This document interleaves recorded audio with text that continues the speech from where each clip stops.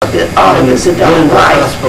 But one of the legends that we heard was that he once had a dinner party planned with some academics, and had received a telephone call from a St. Louis relative, a youngster who was enrolled at Harvard, where he was professor of constitutional law. He had a named chair there.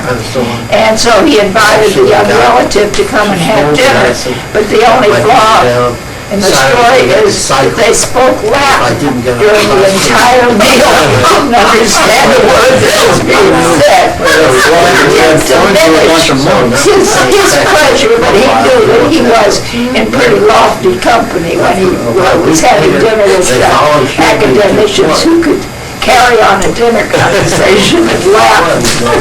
However, when he came back to St. Louis, which was not very frequently, his sister really was so jealous of his time that she shielded him from other members of the community, family included.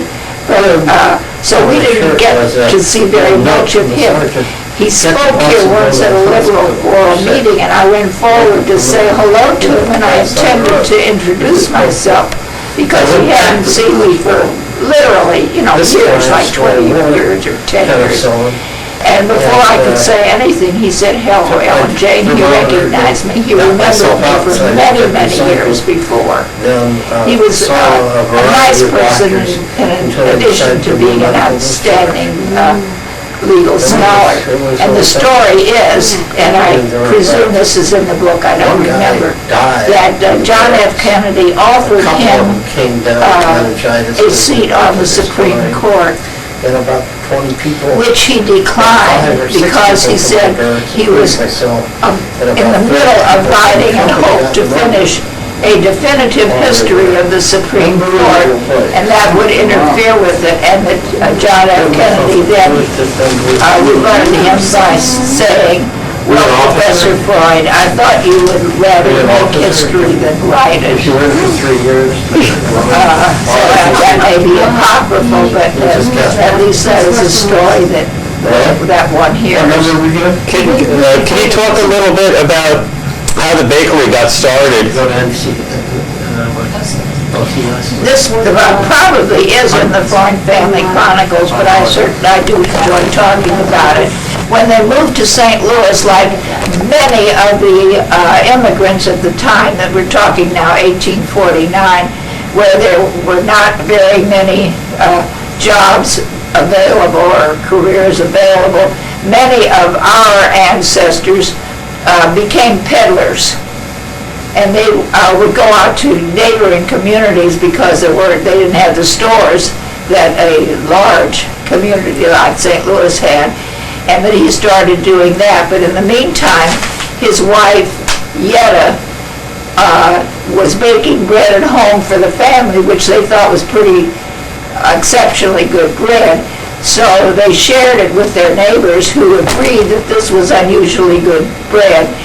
And then the boys would have to get up before school. They were enrolled in the public school, and take baskets of bread around to their customers.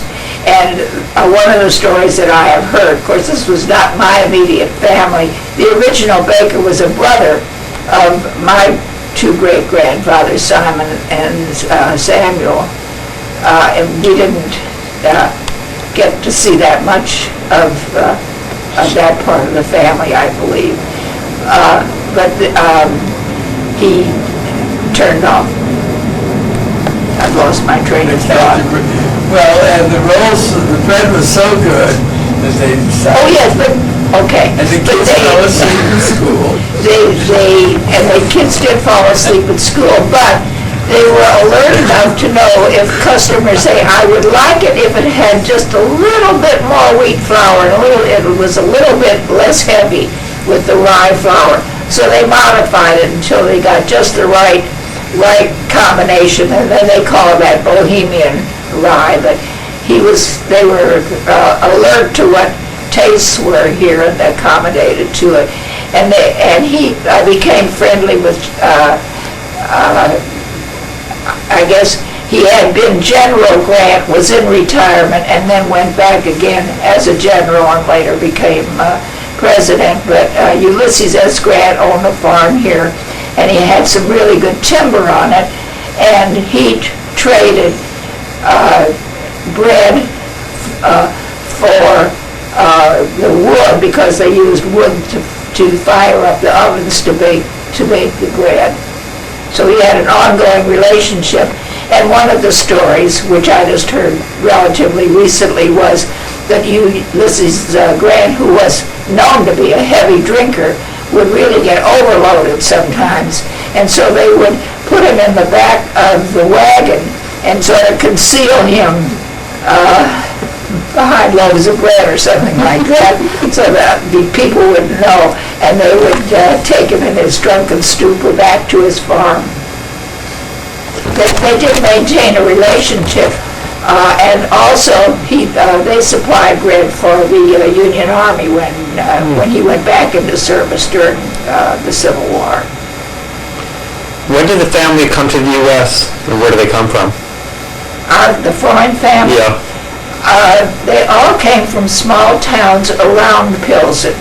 We think that originally they had lived in Pilsen, but Pilsen was given a special dispensation by, I think it was Rudolph, an Archduke of Bohemia. Because of the splendid quality of their beer, they were allowed to have a wish granted, and their wish was to be Judenfrei. And so all of the Jews who had been living in Pilsen were forced to leave. This was not as exceptional as it sounds. It happened in many places, including Vienna. And history is rife with stories almost identical to this.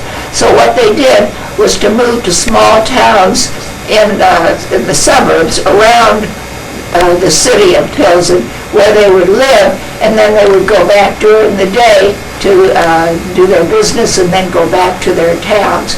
Well, as the sons grew up, they started dry goods stores, and as a son would get ready to be married, then they would find a nice location where they didn't have a nice dry goods store, where they needed one, and they would set him up. And so there are a number of towns that have definitely been located as having been occupied by members of the immediate Freund family. And when did they come to the States? Well, the first one that we know about was in 1849, and they came on a steamer that came, I think, from Bordeaux. I'm not 100% sure where they departed from, but they landed in New Orleans. And when they got to New Orleans, there was a raging yellow fever epidemic at the time, so none of the passengers got off of the boat. They stayed on the boat and immediately came up the Mississippi, and their destination was St. Louis, and we know that they didn't just haphazardly come to St. Louis. It was by design, because they were met by somebody named Rinskopf, who was a friend, but we have no way of knowing, but probably was not a relative of Moritz. But they were met by him, and they lived in his house for a while when they originally came in 1849. When my great-grandfather Simon and his wife Babette came, it was already 10 years later. It was 1859, and she was born in St. Louis in 1860. They also came by the same route. But there was we don't know whether it was a storm at sea or it was miscalculation or ineptness on the part of the navigator, but they ended up in Cuba many, many years later. I think it was in 1953, Alfred and I went to Cuba as part of a medical convention, and I said something like, Pershing was supposed to have said when he landed in France, Lafayette, we are here. And I said, Grandma, I am here. Grandpa, back in Cuba. I mean, Rinskopf's that met the family back on the original, the first group,